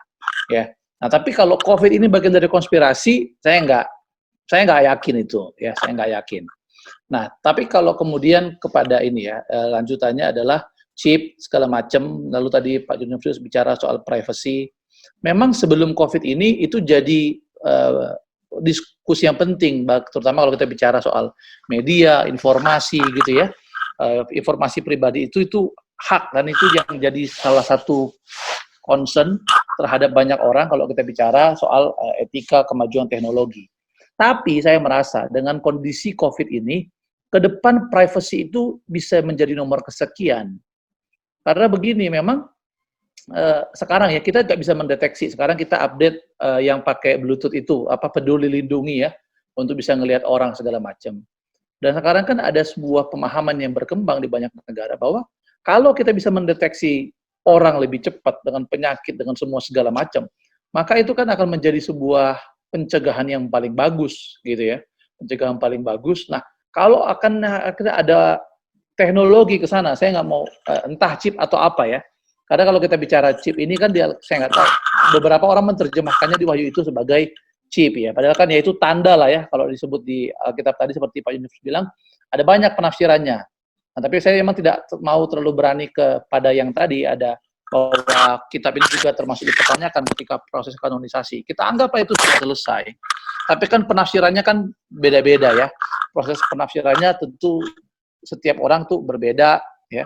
Dan apakah itu chip Kita nggak tahu, karena dengan teknologi sekarang itu yang kita tahu. Tapi kalau kita ingat tahun 90 dulu, barcode pun suka dianggap tanda antikris gitu kan. Nah ternyata sekarang semua ada barcode-nya gitu ya. Tapi ke depan akan ada satu kesadaran bahwa ketika semua orang punya data kesehatan, data yang tersentralisasi, akan lebih mudah mencegah wabah. Sekarang kayak kita ya, misalnya bicara Indonesia. Sekarang se-Indonesia seluas begini, ada kutip luas tahun, nggak bisa ngapa-ngapain, ekonomi nggak jalan. Padahal andai kata waktu itu langsung di lockdown tuh satu komplek di Depok itu yang ketika ada kasus 2 orang, pasti biayanya nggak lebih mahal, gitu ya. Itu bicara soal sistem. Jadi ketika semakin cepat mendeteksi persoalan, maka semakin cepat penanganannya, semakin murah biayanya. Nah, ketika konsep ini masuk ke dalam teknologi, ke depan saya nggak tahu entah lewat handphone atau lewat bagaimana, mungkin nanti transmisinya lewat handphone awalnya. Tapi lama-lama mungkin nanti akan masuk ke tubuh. Nah, kalau ke tubuh itu yang tadi itu ya, itu bukan cuma diskusi antara kita, di kalangan agama lain juga itu tanda-tanda dajjal menurut mereka ya. Nah itu menurut saya masih agak panjang, tapi seiring perkembangan teknologi, bisa jadi kita akan makin permisif untuk menerimanya. Nah bagaimanakah apa yang bisa dilakukan umat Tuhan? Saya pikir yang perlu dilakukan umat Tuhan adalah mempelajari Alkitabnya dengan baik. Gini, kita harus mendorong semua orang untuk mempelajari Alkitabnya. Ya, sehingga setiap orang punya pertanggungjawabannya sendiri. Contoh misalnya begini, nggak usah soal bicara chip lah. Ketika waktu gereja boleh online apa enggak, itu kan dulu berdebat. Saya termasuk orang yang tidak suka memutuskan cepat-cepat. Saya termasuk orang yang mengkritisi kok cepat banget ngambil keputusan itu. Bukan berarti saya menuduh mereka takut, bukan. Tapi begini, kita harus menanyakan kepada Tuhan bahwa aku memutuskan untuk tidak ibadah ini bukan karena aku takut mati Tuhan, tapi sebagai pertanggungjawabanku ya sebagai pendeta, sebagai gembala terhadap jemaat-jemaat yang aku layani, bahwa kita pro life, pro kehidupan gitu ya. Nah, itu kan pergumulan ya, itu pergumulan. Karena itu saya pikir justru disitulah uniknya kekristenan. Semua orang harus bergumul, dan pergumulan itu tentu diketahui dari apa yang dipelajari dari Alkitabnya. Bukan, oh karena pendeta saya bilang begini maka saya tolak chip, karena pendeta saya bilang begini maka saya terima chip. Menurut saya enggak. Ini momen di mana kita harus mendidik jemaat untuk semua belajar dan akhirnya menemukan bahwa ketika saya bilang, iya, saya memilih ini, itu berdasarkan keyakinan iman kita yang bisa kita pertanggungjawabkan kepada Tuhan. Saya pikir itu tambahan dari saya. Ya, baik, bagi penanya yang pertama tadi, ya dari pemateri kita meragukan teori konspirasi dan mengatakan rileks saja, jangan terlalu panik. Yang kedua tadi pemantik kita juga mengatakan beliau percaya terhadap teori konspirasi, tapi COVID bukan bagian konspirasi. Bagaimana sikap kita sebagai umat Tuhan mempelajari Alkitab dengan baik, dan bahkan bagi para pendeta dan gembala mungkin bisa mendidik jemaat. Baik, kita lanjut ke pertanyaan kedua. Silakan tim media boleh. Oke. Pertanyaan kedua saya akan bacakan. Jika gereja harus terus menceritakan tentang hidup yang damai kepada jemaat, bagaimana eskatologi itu bisa diterima oleh jemaat yang pada dasarnya adalah akhir zaman yang akan penuh dengan penyiksaan? Bukankah hal ini menuju kepada teologi kemakmuran yang hanya berisikan tentang berkat-berkat Tuhan tanpa adanya kesusahan, sementara pada masa akhir itu adalah masa kesusahan yang besar? Baik, kepada Bapak Junifrius Gultom, saya persilakan untuk menjawab pertanyaan yang kedua ini. Ya, ini ada dua isu yang berbeda ya. Tidak ada kaitannya dengan teologi kemakmuran. Tidak berarti kita mengatakan bahwa teologi kemakmuran itu kan sudah jelas teologi anak raja, di mana kita berhak mendapatkan the best dari Tuhan, bahwa uang itu harus kita rangkul, dan yang paling ekstrim dari teologi kemakmuran adalah pencapaian lahiriah itu menjadi tanda seseorang itu beriman. Kalau misalnya 2 tahun lalu saya ketemu teman saya baru naik sepeda motor, sekarang naik mobil, maka saya mengatakan, wah hebat sekarang imanmu ya, imanmu sekarang luar biasa gitu. Jadi teologi kemakmuran pada some extent pada itu tidak salah, karena itu adalah merupakan bagian integral dari janji-janji Tuhan memberkati kita secara lahiriah. Bukankah kepada mereka yang merespon panggilan Tuhan seperti Abraham dan juga orang Israel kepada panggilan covenantalnya juga ada janji, I will make your name great, Ya, I will curse those who curse you. Saya akan memberkati orang memberkati engkau, aku akan mengutuk orang mengutuk engkau, dan seterusnya. Dan kepada Israel juga dalam Yesaya 42, 49 juga menceritakan tentang covenant Tuhan yang menyertai dengan privileges gitu. Pada for some extent is okay. Jadi ini ada suatu diskursus yang berbeda ya, bercerita begini. Tapi apa yang saya maksudkan adalah begini. Saya mengatakan bahwa apa yang Anda masukkan air zaman. Kalau Anda memasukkan air zaman itu adalah kini dan sekarang, atau istilahnya tokoh-tokoh tertentu dari Pentakosta berkata, ini adalah sudah akhir daripada akhir zaman gitu. Bagi saya sih sah-sah saja ya, karena Tuhan itu kan kapan aja bisa datang. Mungkin malam ini, besok, dan segala macam. Tapi terlepas dari itu, ya, kalau saya memaknai akhir zaman sudah terjadi 2000 tahun lalu dan terus sampai kapan kita nggak tahu. Ya, sikap kita adalah ya jangan seperti orang Tesalonika ya, yang lari dari tanggung jawab sosialnya karena Tuhan mau datang. Jangan juga orang-orang di luar Tesalonika yang mengatakan, mana dong, katanya Tuhan datang dan dulu datang. Ya jangan begitu, ya kita melihat bahwa kedatangan Tuhan sebagai suatu kabar sukacita gitu. Tapi maksud saya adalah, saya setuju bahwa sejak Tuhan datang sebagai deklarasi dimulainya akhir zaman itu, lewat pelayanan kemesiasan, penderitaan dan kesusahan itu sudah berlangsung, ya kan? Bayangkan ya, ini malah belum, tanda petik, belum apa-apanya. You bayangkan bagaimana waktu terjadi kekerasan Hitler yang membunuh 6 juta orang Yahudi di kamp-kamp konsentrasi. Itu lebih mengerikan, ada satu kekuasaan pribadi yang bernama Hitler yang betul-betul mencekam, yang betul-betul membunuh segala macam. Nah, pada saat itu perasaan orang di sekitar itu adalah perasaan udah nggak lama lagi Tuhan datang. Jadi saya tidak mengatakan damai. Kita tentu seperti tadi bahan saya mengatakan, Tuhan ada dalam kendali sejarah. Kita bisa melihat apa yang terjadi COVID ini sebagai suatu cara untuk melakukan refleksi teologis terhadap apa sih maunya Tuhan terhadap gereja. Apa sih maunya Tuhan kepada kami orang percaya? Ya, koreksi-koreksi apa yang mau dilakukan oleh Tuhan? Motivasi-motivasi plan apa yang mau dikoreksi oleh Tuhan dalam situasi seperti ini? Jauh lebih penting daripada melihat ini, wah ini sudah mau dekat Hamargedon, ini sudah mendekat 7 tahun kesusahan besar. Kalau saya sih nggak terlalu mau ke arah sana ya. Sebab eskalasi penderitaan dari bencana alam dan segala macam itu bukan kali ini aja terjadi. Dan itu akan terus terjadi selama dunia ini ada. Ya, tapi kita orang percaya adalah bagian dari proses penebusan Tuhan terhadap dunia ini, di mana kita terus tanpa dan adanya pandemik ini tetap ada dalam tugas untuk memperagakan proses penebusan Tuhan terhadap semua yang bersifat destruktif. Baik destruktif karena ulahnya sosial politik, maupun destruktif karena alam. Jadi saya melihat yang masih tersisa adalah kita nggak tahu persis apakah pandemik ini adalah suatu kejahatan yang bersifat sistematik dilakukan oleh segelintir orang. Kita belum sampai kepada kesimpulan itu dan dunia belum bisa menebak itu, ya. Tetapi yang kita tahu adalah pandemik ini adalah bagian dari sebuah kabar buruk bagi kemanusiaan yang harus kita pahami sebagai tugas kita juga untuk ikut di dalam proses penebusan Tuhan lewat tindakan-tindakan nyata secara sosial maupun secara rohani dalam pengertian berdoa bagi kesembuhan dan seterusnya. Ya, nah sedikit saya singgung mengenai teori konspirasi lagi sebagai tambahan tadi adalah begini. Saya tidak menguasai teori konspirasi. Ada begitu banyak teori-teorinya, itu sudah menjadi sebuah mazhab ekonomi dan politik.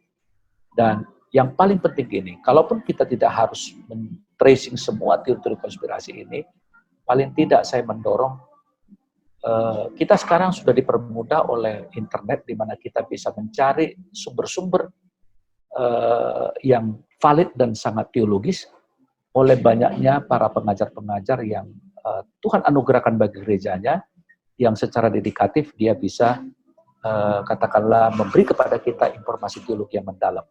Saya pun masih terus membaca ya, para teolog-teolog pandangannya soal ini, termasuk mereka yang dari biblika, sistematik, dan juga dari etika sosial. Jadi kita bisa menerima sumbangsi pendapat mereka. Tapi lagi-lagi, para teolog-teolog besar dan gereja-gereja yang jauh lebih established dari kita, dari kubu ekumenikal, tidak terlalu tertarik untuk mengkaitkan dengan isu akhir zaman. Saya kira itu ada plus minusnya. Plusnya kita bisa belajar apa dasar-dasar logika yang mereka suguhkan, mengapa mereka tidak terlalu mengkaitkan dengan teori konspirasi misalnya. Terima kasih.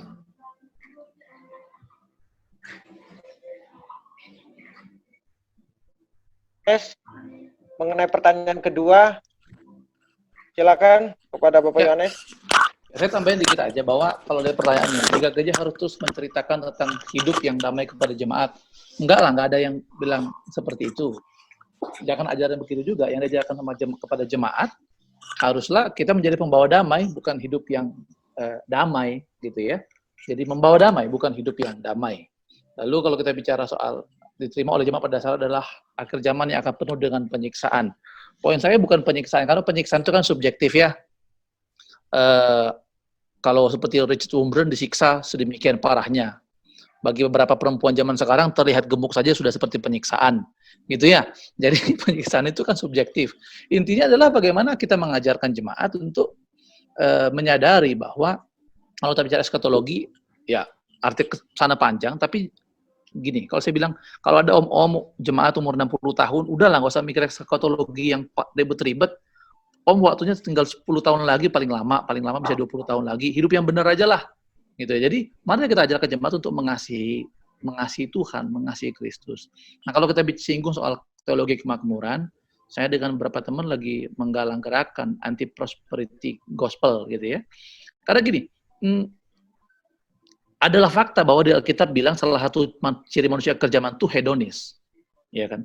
Makanya, kalau seperti beberapa teman tahu, akun-akun anonim itu banyak mengkritisi itu ya gitu ya, segala macam. Beberapa saya kritik, tapi beberapa juga saya biarin aja gitu ya, karena misalnya dengan berpenampilan bagus segala macam, kalau orang berpakaian merek tertentu dia merasa aman, gak usah khawatir gitu ya.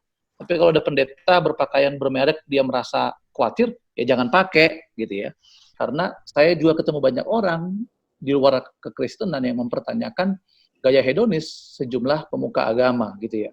Dan itu memang bukan tanda Alkitab, gitu ya. Dalam hal ini saya berpendangan bahwa memang makmur itu subjektif lagi, gitu ya. Tapi saya pikir pertanyaannya adalah kalau Yesus hidup jadi pendeta zaman sekarang, dia akan kayak siapa? Saya pikir itu saja. Jadi nggak usah kita ribet-ribet soal kemakmuran macam-macam. Karena kan banyak juga orang yang mengkritik teologi kemakmuran karena dia belum makmur aja, gitu ya. Gitu. Jadi bukan kemakmurannya, tapi teologi kemakmurannya yang perlu kita pertanyakan. Saya pikir itu aja tambahannya. Baik, terima kasih buat Pak Yohanes, terima kasih untuk Pak Junifris buat jawaban yang kedua. Mungkin melihat waktu juga sudah menunjuk pada pukul 17.25, kita sudah mungkin tidak cukup lagi waktunya. Baik, terima kasih sekali buat para penanya juga yang sudah bertanya, 2 pertanyaan yang bisa terjawab pada hari, dan juga tadi ada pertanyaan dari Pak Yohanes, pemantik kita, kepada Bapak Junifris Kultom. Baik, sebelum mengakhiri sesi ini, kami persilakan kepada Bapak Junifris Kultom untuk memberikan closing statement, Pak, untuk kita semua yang ada di tempat ini. Ya, kalau kita mengkaitkan isu ini dengan eskatologi Pentakosta adalah bahwa sangat relevan ya, karena memang salah satu ciri khas dari doktrin Pentakosta adalah isu mengenai eskatologi ini ya. Nah, kita tidak masalah dengan itu sepanjang kita memahami bahwa karya Allah itu masih terus berlangsung kapan saja dan dalam situasi seperti apa saja. Namun yang perlu diwaspadai adalah sekelompok orang di kalangan karismatik yang terlalu berani. Ya, saya masih ingat di bawah tahun 2000 dulu masih laris itu peta zaman ya. 1 hari sama dengan 1000 hari. Lalu umur bumi dan 6000, lalu tahun 2000 adalah tahun Sabat, di mana itu artinya kedatangan Tuhan.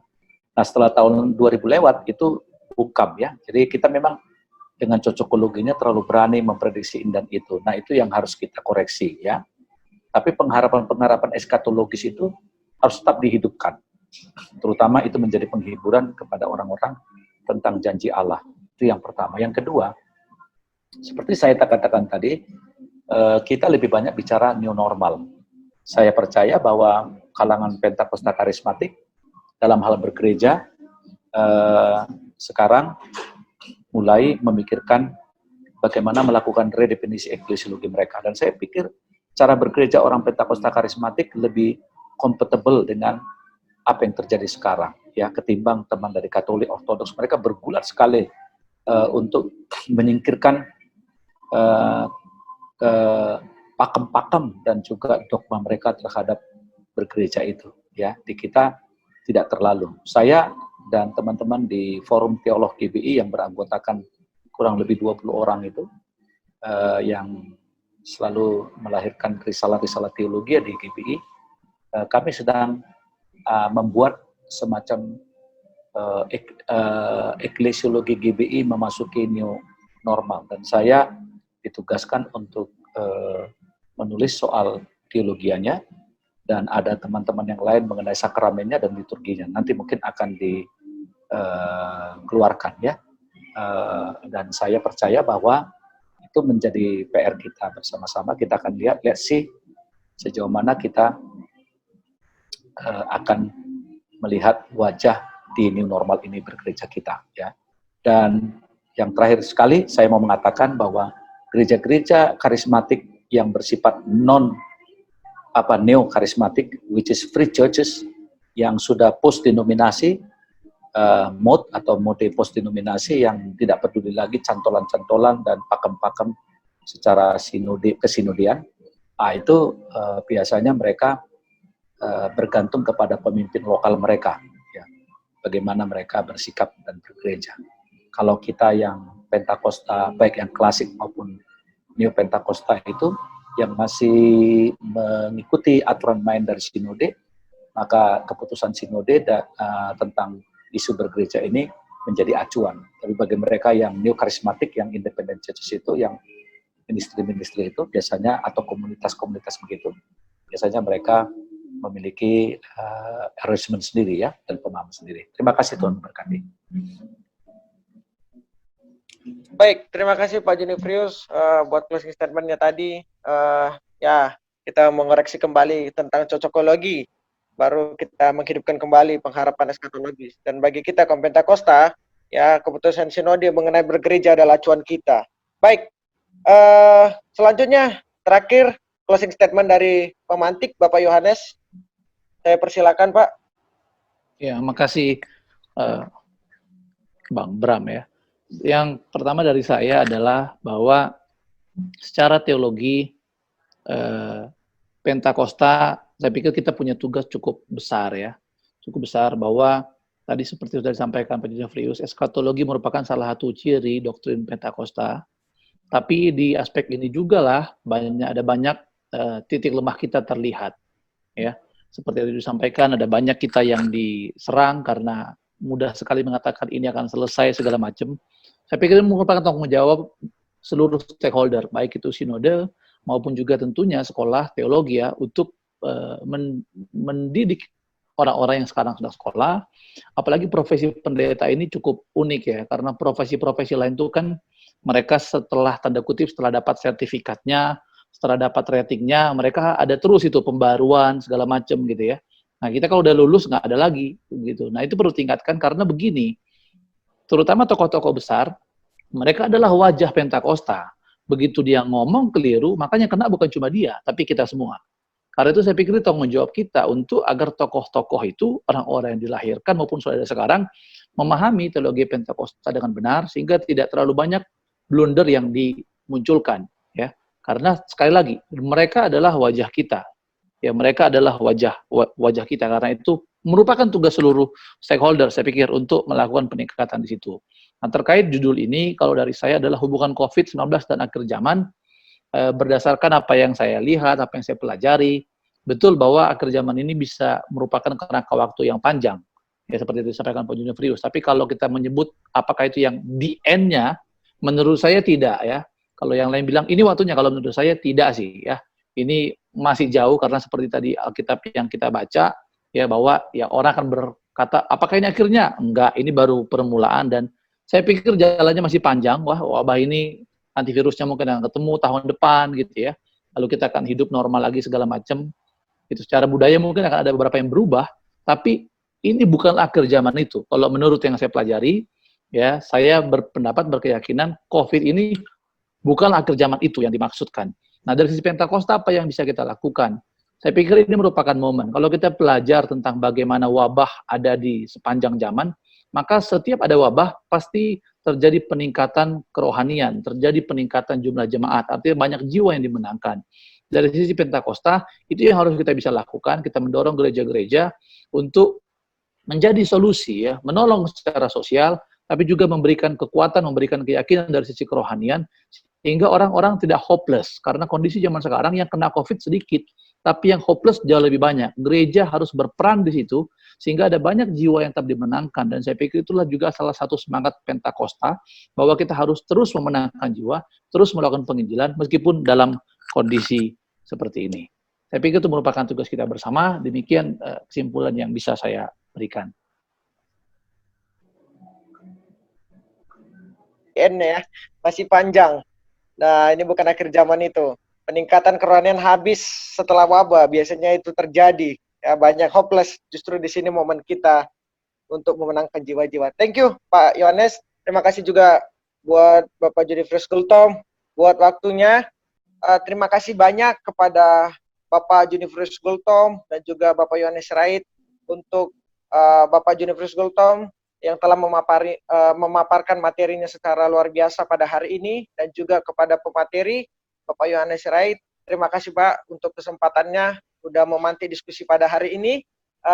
Untuk mengakhiri sesi yang ke-7 ini, saya persilakan kepada Bapak Yohanes untuk menutup kita di dalam doa.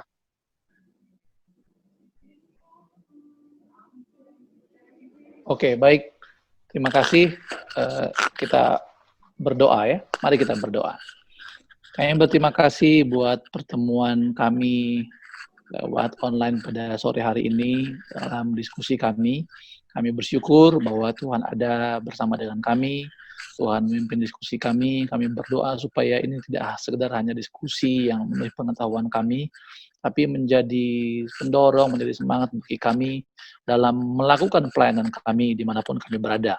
Kami berdoa buat seluruh panitia, buat seluruh pihak yang terlibat dalam diskusi webinar ini. Tuhan memberkati mereka, jerih payah mereka, Tuhan yang membalaskan. Kami juga berdoa buat STT Batal Indonesia dalam seluruh aktivitas pendidikannya, biarlah Tuhan memberkati juga untuk tahun ajaran yang baru, supaya terus mereka STT Batal ini menjadi wadah di mana ada banyak hamba Tuhan dilahirkan untuk melayani Tuhan. Kami bersyukur, berterima kasih, kami akhiri pertemuan ini demi nama Tuhan Yesus. Haleluya. Amin.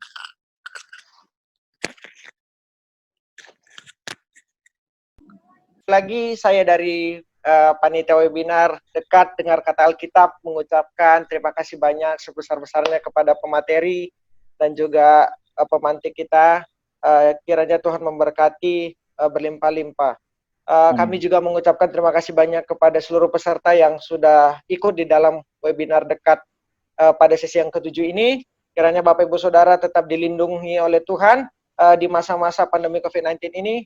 Dan juga bagi Bapak Ibu Saudara yang ingin menabur, ya dapat menabur untuk sesuai dengan apa yang sudah dikatakan panitia dari sebelum-sebelumnya. Jika Bapak Ibu Saudara ingin menabur, boleh menghubungi Saudara Allen Jordi atau saya sendiri sesuai dengan nomor yang tertera pada flyer yang telah tersedia. Saya juga mengingatkan sekali lagi, kita masih ada satu sesi lagi, sesi ke-8 ya, yang akan dibawakan oleh Bapak Amos Hosea pada hari Kamis. Diharapkan Bapak Ibu Saudara bisa bergabung. Terima kasih, Tuhan Yesus memberkati kita. Halo. Tadi peserta apa? Total peserta berapa ya tadi? Total peserta tadi ini terakhir sempat 109, Pak. Tadi ada sempat 109. Oke. Makasih semua. Ya, Pak. Terima kasih. Tuhan Yesus memberkati.